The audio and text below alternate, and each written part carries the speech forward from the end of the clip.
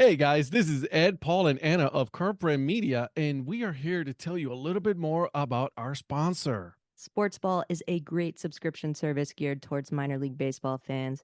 Each box features a different minor league team. You get a box every 3 months with minor league baseball gear, including different styles of hats like Ed's favorite, the dad hat. The cost is less than $12 a month. Proceeds from each box goes to More Than Baseball, the only nonprofit dedicated to the well-being of minor league baseball players. We all know that Parents' Days are coming up this summer, so if you've got a mom or a dad or a grandma or a grandpa who are particularly difficult to buy for, but you know they're baseball fans, this is the answer, guys. Meet your new favorite team at sportsballbox.com. Is there anybody there?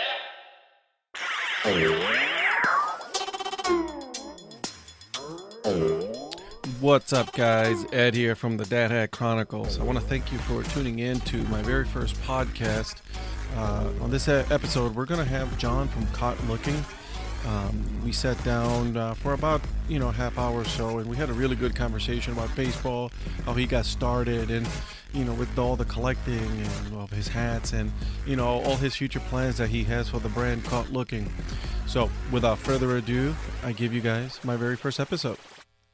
All right. Well, I want to welcome everybody to the very first episode of the Collector's Corner. My name is Ed from the Dad Hat Chronicles. And then with me today, we have the very first person on my podcast, John from Kaught Looking, man. What's going on? I'm doing well. How are you? You know what, man, this is exciting. I've never really thought about doing something like this until recently, right? COVID really made us rethink everything, right? Oh, absolutely. Absolutely. So I want to first start by, why you started collecting and, why sports, right? Take me back to that very first moment when you were a kid, All right, let's go back. Yeah, let's do this. I love revisiting that because I tell everybody I've loved sports. I could probably say since 5 years old. I knew I loved sports. And then I remember playing. My uncle teaching me how to hit.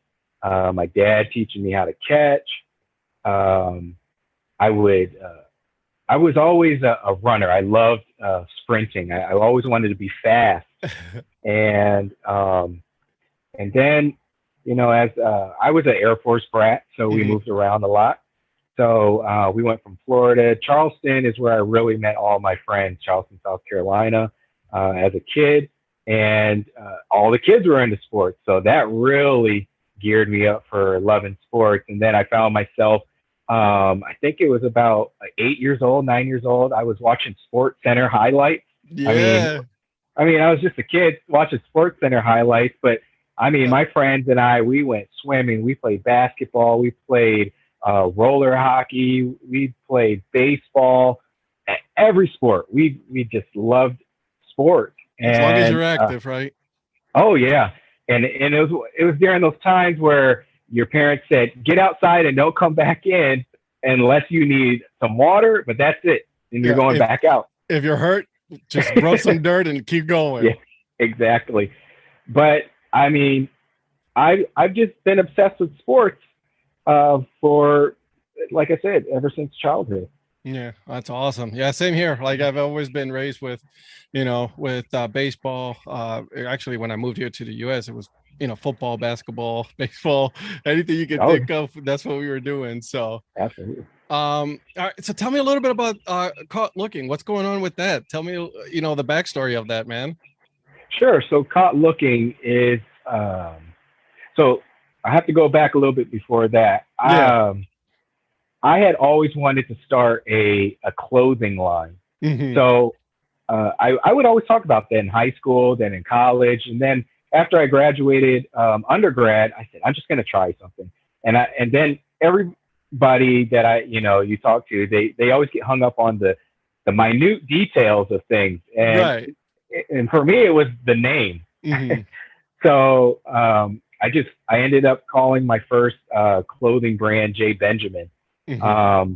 And that's just my first initial and middle name. And I started making shirts. But then I noticed I kept making shirts about baseball. So, and I have like my most popular shirt that I made with Jay Benjamin was it says "Follow your own dream," but superimposes Jackie Robinson within that. That's And I cool. mean, people loved that shirt. And I said, okay, I I talk about nothing but baseball. I'm moving on from Jay Benjamin. I'm going to do a baseball inspired clothing brand. Mm-hmm. And I had dreams of opening a store and just becoming this huge clothing brand. And this was back in 2010. So I started making baseball inspired apparel. And it was t-shirts. This was one of my first t-shirts. This is That's awesome. I can see it. Yeah. the away team, because even my wife was in it. It's on the bottom of the shirt. There's a jersey tag. You know, I made it the away jersey. I try to have the best quality and everything. But where I got hung up on was trying to make it profitable. I wanted to make it a business and make it run. Yeah. And it burned me out. So 2 years after I started, I quit. I just quit. Wow. Yeah. And I mean, I had tons of traction. That back then, 2010 was only Twitter and Facebook. And I had, a lot of associates, I guess, or just kind of like how it's going now, where I'm part of the little community. Some of the people that I used to talk to back then, they're disappeared, like Jeff Perro, who used to be minor league clubby. He used to be the clubby for like Montgomery Biscuits or something. I mean, we used to talk all the time, but he's moved on from that. Michael Schlack used to be huge back then. He was trying to become pro, but then after I quit, I left it, but I never got away from baseball. Right. So COVID, there was just a ton of time, and then I was starting to mess around with Twitter again and talking to baseball community people. And I said, you know what, I'm going to go for it again. And I said, this time it's nothing about business. I just want to be a part of the community. I want to share baseball inspired stuff, baseball inspired experiences and food and all just fun things, baseball. Anything baseball related, right? Yes. And I just want to be a part of a community. One of the things I really do like doing is being creative. So making things is still part of it, but I'm not going to make that the focal point of Kaught Looking anymore. If people want to buy the stuff that I make, then that's cool. Yeah, absolutely. I actually have one of your stickers. Actually, you sent me. I remember. I still have it on my bottle. So that's awesome. I love the logo, and that's how I actually found out about you. Was like, somehow I got on Twitter, and then your information came off. So I'm like, follow right away, and then the rest is history. Yeah, that's awesome. Awesome. So, are you still selling, some of the stuff, or what are you still doing with that? So yeah, I have a website for Kaught Looking, and I have these hats here. This was actually the first thing I made. I always wanted a nice Kaught Looking hat. Back in 2010, I made a Kaught Looking hat, but it was just something I found at some manufacturer. They made what was New Era. It says New Era on the inside, but I don't know if it was, and it wasn't really what I was looking for. But I really wanted a nice Kaught Looking hat that maybe other people might want. And they had, I don't know if you've ever heard of Dome headwear. Yeah. So they had fully customized hats. So I got some samples, and I'm like, I really like this one. And they had the 3D raised print. The only thing is I'm not a snapback guy, but for the sake of people's different head sizes, and if they wanted it, I went with that. But I have hoodies. I did make a t-shirt, only one so far, because I wanted to test it. It's the Kaught Looking, but it's like the MLB logo. Yeah. So I've done that for just me and my wife so far. And she's always been supportive. So I was like, let me get you one. And then if people are interested, then that's when I'll do it. But again, like I said, it's not like a money maker for me. I just like being creative and doing things that I've always thought would be pretty cool. Well, yeah, we all need a creative outlet, right? I mean, we need Yeah. something to do, especially right now, during Absolutely. these times. So I completely understand. Trust me, I'm collecting way too many hats at this point. But the Oh good, my like God. you, right? My wife is supportive of this. Everything that I've Mhm. done so far, she's like, "Yep, go for it." Why not? I mean, you're stuck at home working, so why not do something creative as well? Yeah, absolutely. Awesome. So, again, tell me some more about how you how baseball really has really led you to collect more hats, because I know you're collecting more hats, right? You collect the fitted ones, right? I do collect the fitted. So, um, my I was I'll say my obsession with hats started in high school, but Mhm. before that, as a kid, like I said, I was obsessed with being fast. So my favorite first player was Ricky Henderson. I So knew it. I knew it. so therefore, my favorite first team ever was the Oakland A's. Mhm. But I mean, living in South Carolina and trying to follow, a West Coast team is very hard, especially when Oh you're yeah. a kid. But I followed him as much as I could, and my very first hat was I don't know, it was like a Pro Stars or maybe like Champion or something, Mhm. Oakland A's snapback. I was 10 years old. That was my birthday present, and I couldn't have been more ecstatic. That's But awesome.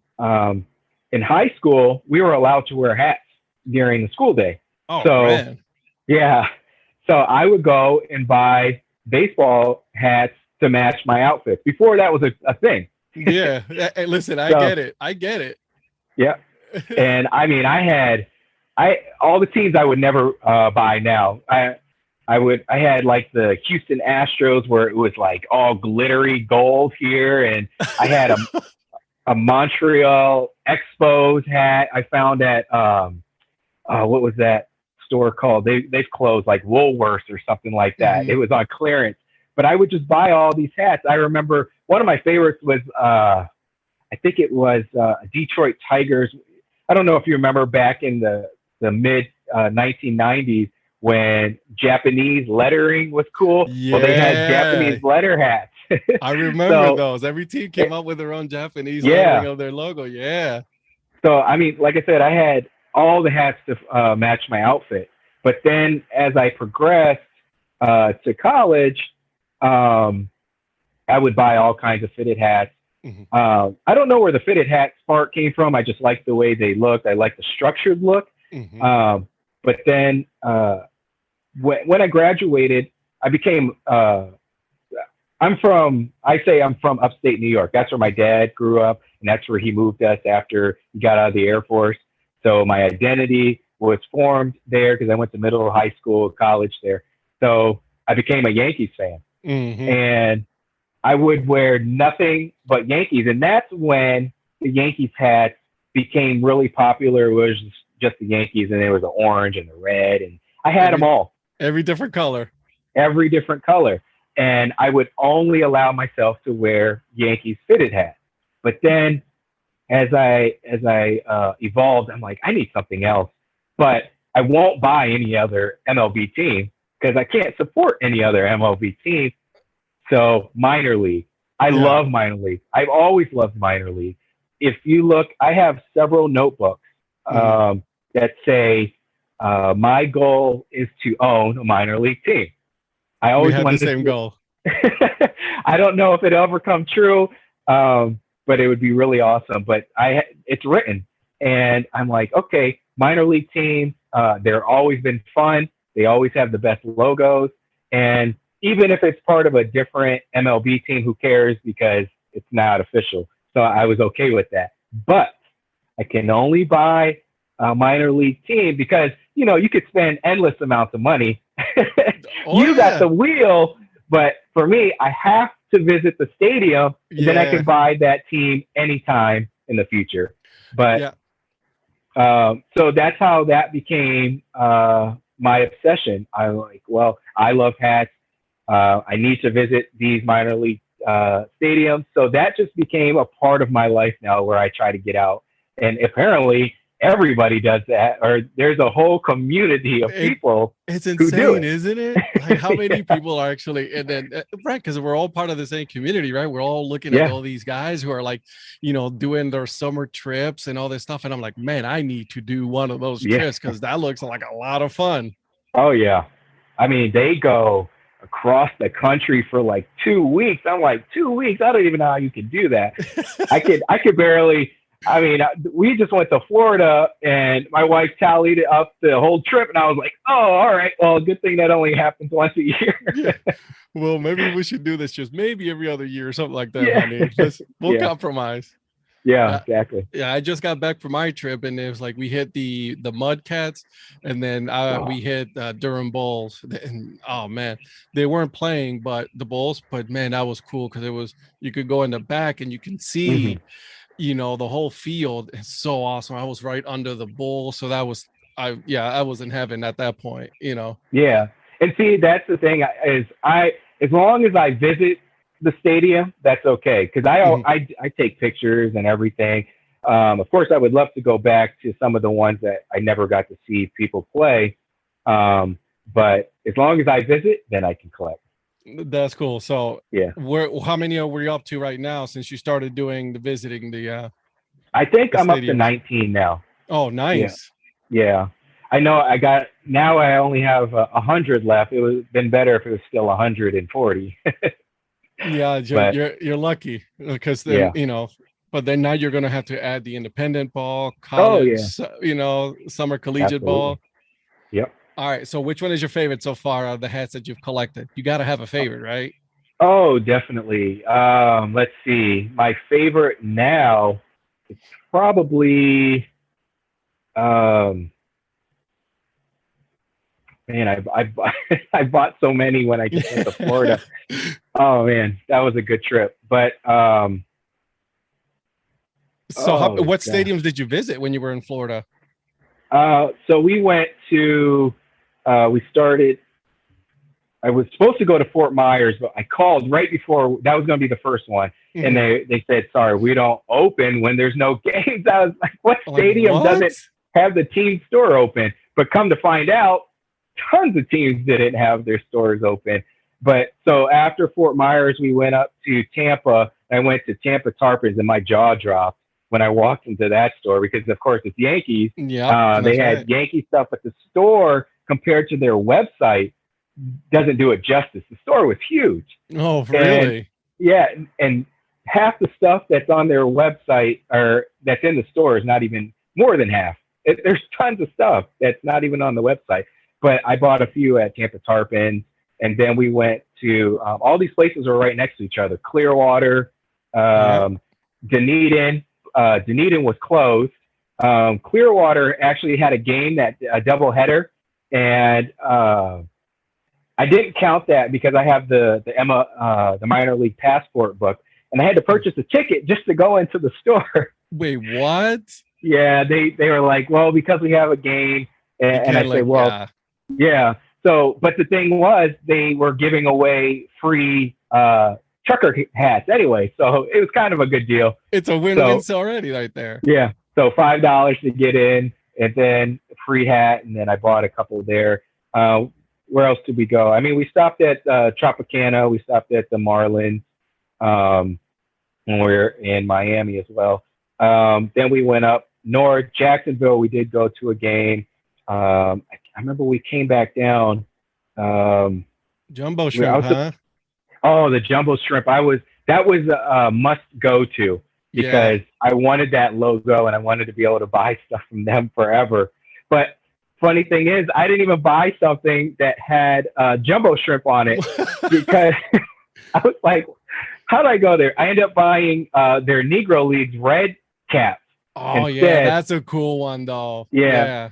And the one I really wanted was the pinstripe one, but it was a snapback. And I'm like, maybe I should buy it in the future. But then I did get one. It's a J for jumbo shrimp, of course. Mm-hmm. Then we went back down when we were going to leave and to the Mets, St. Lucie. They were closed. And so there was another one, Jupiter. And we said, no, I said, forget it. They're going to be closed and I'm not going to go just because. But yeah, there was a ton of stadiums that we knocked off the list that, for this past trip. But for my favorite, oh my gosh, I don't know. Maybe it might be my current hometown, I guess, the Flying Chanclas might be Oh my man, favorite. yeah, that's a cool one. I try Yeah. to look for one in the dad hat, right? Yeah. Still can't find it, man. I Man. had the Yeah, 'cause opportunity, but it just slipped out of my hands and I just haven't been able to get it since. So, word of advice for everybody out there, if you see it, get it, because you may not get it again. that's very true, and that happened to me 2 times for the. Like I said, I grew up in Charleston for a part of my life, so I wanted my first minor league game was the Charleston Rainbows. So I wanted that hat for nostalgia, and well, I went into the store. They didn't have my size, and in the past I saw it, but I hadn't visited the new stadium. So I didn't get it. But then I finally visited, and then they put the new ones on. They had the red when I visited, then they came out with the blue. Well, then they ran out of my size. But you ended up buying or showing it. Yeah, I believe. I remember So that. Yeah. that prompted me to go look. For some reason, my size showed back up. I bought it. I was like, not again. I'm not doing it again. That's awesome though, man. So you ended up purchasing and you're like, I'm not missing out on it. I'm not again. No. That's No, awesome. so I do have it now, and I love it, and I'm glad I was able to finally get it because that was part of my childhood. So tell me, about that first, experience, your first game, how was that? So I remember that very well. It was with my little league team. My coach, he used to drive this. I think it was like, I don't know, a Dodge Ram truck, and he used to always pile us up in the back. And he drove us from the Air Force Base all the way downtown, and we went to this game. And I remember walking in there, and it was the old stadium. What do they call it? The Sheraton with the Citadel, College Park. Yeah. And it was old rickety stadium. I remember sitting on these old wooden benches. I mean, I probably got a splinter. They were so old. I'm sure. Yeah. But I remember walking into that stadium and thinking I was at Yankee Stadium, basically. It was just a huge stadium to me as a 10-year-old. And I remember going to the fastest pitch little game that you could do, and I thought the guys were somebody you look up to. Of course, I wish I knew who I saw back then, but it was just.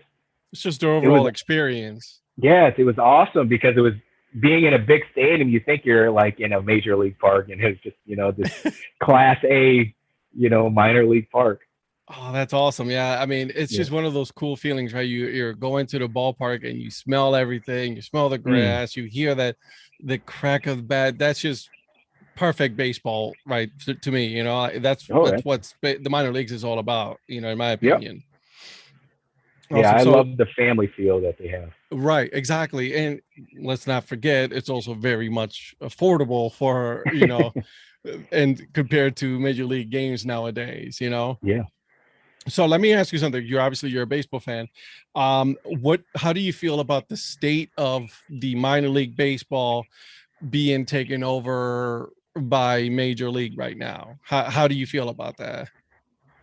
I don't like it. I don't like where they're going with it. It just looks like a big money grab for the most part. There's this control that they're trying to have. I understand that, I read, Manfred wants to be the baseball everything, and Major League Baseball is going to be that thing. And it's taking away from the hometown feel. It's taking away from the fun atmosphere. And part of that is like, I saw that teams can't even make new logos anymore without approval. So which doesn't make any sense because that's where they make all their money. Yeah.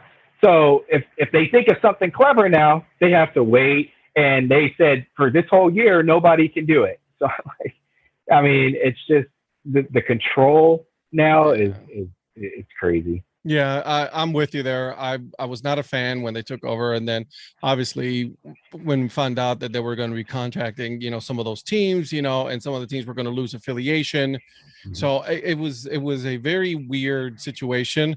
I have not seen it to be anything for the better, right? Because we've seen some situations where you have some of those players, right, where they're sleeping in hotel lobbies and all that. So I'm with you there. I don't think it's a good thing. I like the independence of it, right? Because what makes it fun is the family experience. Those quirky logos, right, that you see in minor league baseball. That's what makes it fun, right? For me, I think about it, and then you look at the Make and Bacon, down in Georgia, right? They're always having different kinds of logos, kinds of fun, but it's what it is, right? Savannah Bananas, right? And those are the things that make it fun, make it unique. So yeah. So where's Kaught Looking going to in the future? What's your plans for it now? Right now, that's what I'm trying to actually figure out. What do I want to do with it? Like I said, I don't see it being a clothing store anymore. But so I'm a social worker by day. So I envision myself to possibly be working with athletes someday, but I want to work in sports. I think I want to work in baseball, and if Kaught Looking could be that. Another thing I envision is having like this Kaught Looking training facility or something, but of course with mental health and something like that. I don't know. That's just a rough draft dream. It's not even something that I'm like diving into, but who knows? There is one thing that I'm really, really interested in trying, and that's there's a program that we have here in Texas. It's called the Day Tripper, so this guy, he goes to different small cities or any city in Texas, right? And he'll go and show you the places to eat, what to visit, and things to do in these little towns. I want to do something similar like that with the minor league team. One, it'll get me to going to these other minor league teams. I mean, which is a plus. Right. So I would go find somewhere where you can eat, and then find something baseball related outside of the stadium that you can do, and then show the fun amenities of the baseball stadium, and then make that into a little show. So that's pretty cool. I think that would be fun. I don't know how to pull that off yet. I've been thinking might as well just do it, because I kind of do it already on TikTok. I have a little series called Coolest Minor League Baseball Stadium Amenities, and I'll just pick certain cool things that are going on at the stadium, and then people love that. But then the funny thing is, every time you show one team, they're like, well, what about this team? What about this team? I'm like, this is about this team. It'll be a never ending. Yeah. It's like, hey, listen, we're talking about this team right now. I'll look into the other one. I'll put it on the list. I want to go, trust me. But they're always like, well, what about this team? Hey, you know what though? I think that's cool though, right? Because me as a parent, I would be like, all right, so what are the cool things to see in this area? I want to go see the minor leagues, right? But I have a 3-year-old daughter, so we need some amenities, and we need to think of what other fun things to do while we're there. So that way she doesn't get bored, because she probably won't even last a full inning sitting down on the seat. Yeah. So you gotta figure things out. And that kind of stems from my sons. They couldn't care less about baseball, really. So, and it hurts me. And I have to. So they're starting to gravitate toward. They've asked me now, when are we going to another stadium? Because I've enticed them by being collectors of their own things. So there we go. Now we're talking. Yeah. So one of my sons collects ice cream helmets. The other one does little plush animals, and one does the plush baseballs.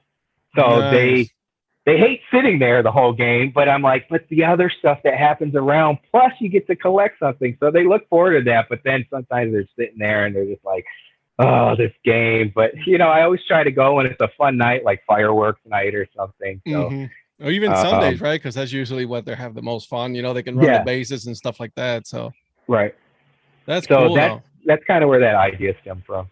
You know what though? I think that's a cool idea. I think that you should really look into it because, like I said, I'm a parent and I'm always looking for some things to do. While we're in town, so why not? Yeah.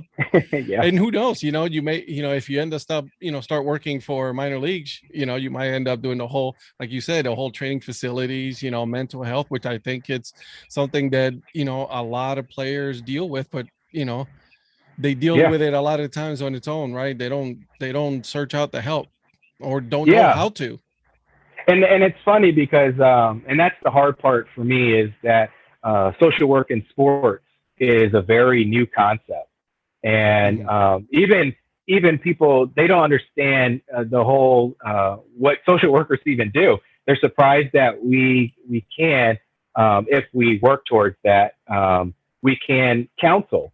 And there's a lot of things for especially baseball players. I mean, they go through slumps, so that we can be there to assist and help them work those things out. And I think that that would be fun. Some teams are starting to get there, but it's still they're barely scratching the surface on that. I agree. I think that's especially right now, right? You got to deal with all the pressures of, all right, listen, I gotta perform, because if I don't perform, I'm gonna get cut and they're gonna bring somebody else in, so it's that endless cycle that that just it never ends, right?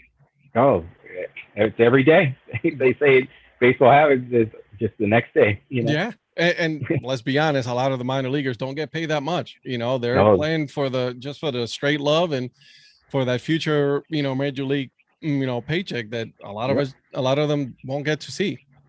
Yeah, exactly. Cool. All right. So, what's next on your minor league list that you have going on right now? Well, like, where's your next ballpark that you want to go visit? So this weekend, actually, probably going to go to Round Rock again. Last year we went to Round Rock, but it was they didn't play last year, but they had summer collegiate league, and we took in some baseball. But they're going to have they're honoring the Negro League. Oh, and sweet! And I want to head up there and celebrate with them, because I think that's pretty cool. I've really gotten into that. Studying the past, because those players are just awesome, and a lot of them didn't get a chance. And now when I see things about the Negro Leagues, I always want to participate, because I just think supporting what couldn't be supported back then, and the players that didn't get a chance, just gives me the opportunity to learn and support now. So hopefully I get to go to that on this weekend. But there's still a handful of places in Texas I haven't visited, but Texas is so big that it takes all day to get to some of these places. So I really want to go to El Paso. I haven't been to Midland, and the Chihuahuas. Yeah, and that stadium just looks so beautiful. I really want to go to that one. But that's a cool one. Those are probably the next closest. But I have a list I have a little journal, and I have the times in miles of how far different stadiums are. So I know Tulsa's close, and I know Oklahoma City's really close. Nice. So my wife knows. She's just like, so where are we going this week? It's like, all right, listen, I know this is going to be a trip, so let's plan this out. Yeah. Have you been to the Negro Leagues Baseball Museum? No, that is on my list of places to go. So next year I'll be turning 40, and I put that on my list of things to do before I turn 40. So hopefully I can make it to Kansas City before. It's an awesome place. It's an awesome place. I've been there once, and this was many years ago. So I mean, obviously they've already updated, but the feeling that you get when you're in that museum is by far one of the coolest museums I've ever been to, just because there's so much history there, right? So yeah, definitely you should put that on your list. That definitely will be a cool place. And then you can visit Kansas City Monarchs, right? Now they have an indie ball named the Monarchs, so that's pretty cool. That is cool. All right, so I'm going to finish up here with 10 random questions, okay? These are just fast questions. Whatever comes to your head, you answer. Sounds good? All right. Sounds good. All right, here's number 1. You ready? All right, favorite movie snack? Popcorn. All right, favorite sports movie? Oh, gosh. Rookie of the Year. Ooh, good one. All right. Favorite ballpark you've been to? Yankee Stadium. Okay, I'll forgive you. I'm an Indians fan, future Guardians fan, but I'll forgive you for that one. All right, drive or fly? Fly. Fly. Don't want to deal with the driving, huh? Oh, I hate driving. My wife drives me everywhere. I hate driving. That's hilarious. All right, mountains or beach? Mountains. Okay. Cake or pie? Pie. Okay. Dog or cat? Dog. My man. Apple or Android? Android. Again, I'll forgive you. All right, tacos or burritos? Burritos. My man. All right, and then last but not least, pineapple on pizza, yay or nay? I'll eat it, so yeah. Like if it's there, I'll eat it. If it's not, I don't really care. I won't request it. You won't request it, but I'll eat it if it's there. I'm not big. Yeah, if somebody put it on the table. Awesome. All right, so this is the part where I'm going to ask you, where can people find you? So you can find me on social media, either John Southey, that's Southee, or at Kaught Looking. And that's with a K, Kaught. And then I'll put your links and all that on this podcast, so that way people can go ahead and find you, because your stuff is pretty cool. Those videos are actually pretty cool. I've seen some of those ones that you've done for the amenities and all that. Yeah, they're actually pretty cool. I like them. Thanks for watching. All right, man. Hey, thank you again for being part of the very first of hopefully of many episodes here on the Collector's Corner. I'm glad to be here. Thanks for having me. Appreciate it. Awesome. All right, man. Appreciate it. All right. Take care. Thank you guys for taking the time to listen to this episode. I hope it was as much fun as it was for me to put this together. I'm going to be putting all the information for John on this episode, so that way you guys can give him a follow. I also would appreciate if you also give me a follow as well. Until next time, I'll see you guys around, and please support the minor leagues, all right? Buy a dad hat.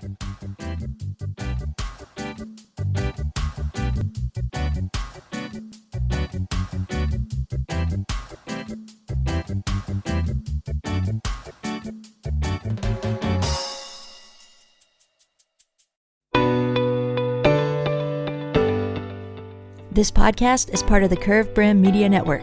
Here are some of the other members of Curved Brim Media. Hi, this is Ed Rivera of the Dad Hat Chronicles. Join me as I interview people just like you and players, coaches, GMs on the path that led you to become a fan of the sport. I'm Paul Caputo, and on the Baseball by Design podcast, I talk to minor league baseball teams, designers, and other super interesting people about what these minor league baseball logos mean. And I talk a little bit about ice cream helmets. What's up, Bucketheads? I'm Anna DiTomaso, and each week on the Baseball Bucket List podcast, I speak with a different fan about their favorite baseball memories, what the game means to them, and what's left to check off on their baseball bucket list.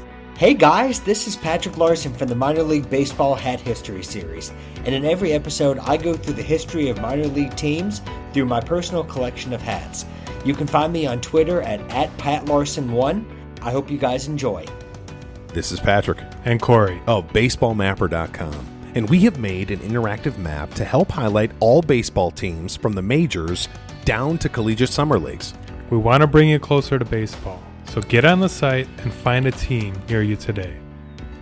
Learn more about Curved Brim Media at curvedbrimmedia.com.